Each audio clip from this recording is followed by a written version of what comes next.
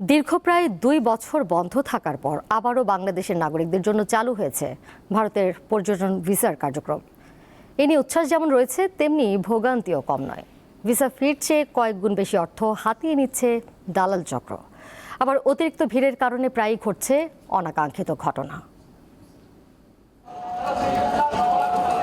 আমি ঢুকতে গিয়ে পকেটে ছিল মোবাইলটা নিয়ে গেছে। এবারে আমি একা না, আরও 5-6 জনের ওদের কাছে আমি কমপ্লেন করছি। ওরা বলে আমি কি করবো, বললাম আপনি সিসি ক্যামেরা টানেন, তাও টানতে চায় না। এত জ্যাম, একটা লিফট চালু, লিফট যদি বেশি চালু থাকতো তাহলে হয়তো এই ভোগান্তিটা হতো না। এই দেখেন না কত বড় লম্বা লাইন, আমার যাওয়ার সময় মোবাইলটাও নিয়ে গেছে। আসল ফল থেকে তৈরি, সম্পূর্ণ প্রিজারভেটিভ মুক্ত ফ্রুটিকা, পিওর মানে ফ্রুটিকা। এই দীর্ঘ সারি চিকিৎসা কিংবা ভ্রমণের জন্য ভারতে যেতে ইচ্ছুক সাধারণ মানুষের।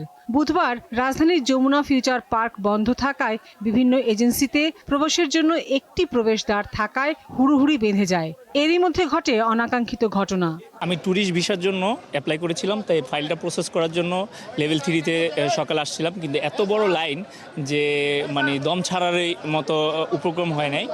আমরা এর আগেই মেডিকেল ভিসার জন্য অ্যাপ্লাই করছিলাম এবং আলহামদুলিল্লাহ ইন্ডিয়ান মেডিকেল ভিসা আমরা পেয়েছি। গেল 28 জুন থেকে বাংলাদেশিদের জন্য পর্যটন ভিসা চালুর পরপরই নানা কারণে ভারতে যাওয়ার ভিড় বেড়ে যায়। তবে স্লট পেতে এখনও বিভিন্ন এজেন্সি জনপ্রতি প্রায় 5 থেকে 10 হাজার টাকা পর্যন্ত নিচ্ছে বলে অভিযোগ পাওয়া গেছে। হ্যাঁ, এজেন্সি তো নিচ্ছে টাকা। আপনি ভিসা ফি 1500 টাকা, ওরা 8 থেকে 10 হাজার টাকা করে নিচ্ছে। স্লট পেতে তো অবশ্যই, কারণ এখানে দালাল চক্র থাকে, হ্যাকার থাকে, সব কিছু মিলিয়ে একটু ভোগান্তি হলেও সাধারণ জনগণ কিন্তু এখন সুযোগটা পাচ্ছে। গতকালকে আবেদন করেছি, তো স্লটের জন্য 6,500 টাকা নিয়েছে, ওরা 7,000 বলছিল, তো 6,500 টাকা দিয়েছি।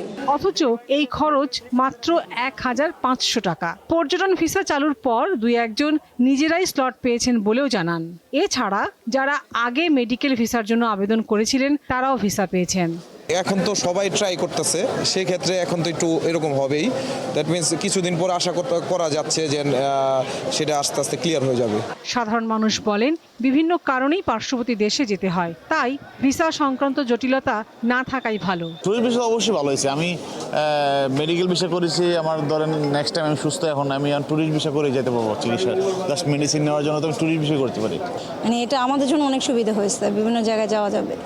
প্রাথমিকভাবে ঢাকা, চট্টগ্রাম, রাজশাহী, সিলেট ও খুলনার ভিসা আবেদন কেন্দ্রে পর্যটন ভিসার আবেদন নেওয়া শুরু হয়েছে। 2024 সালের 5 আগস্টের গণঅভ্যুত্থানের পর নিরাপত্তার কারণ দেখিয়ে পর্যটন ভিসা স্থগিত করেছিল ভারত। লাবণী গুহ, দীপ্ত সংবাদ, ঢাকা।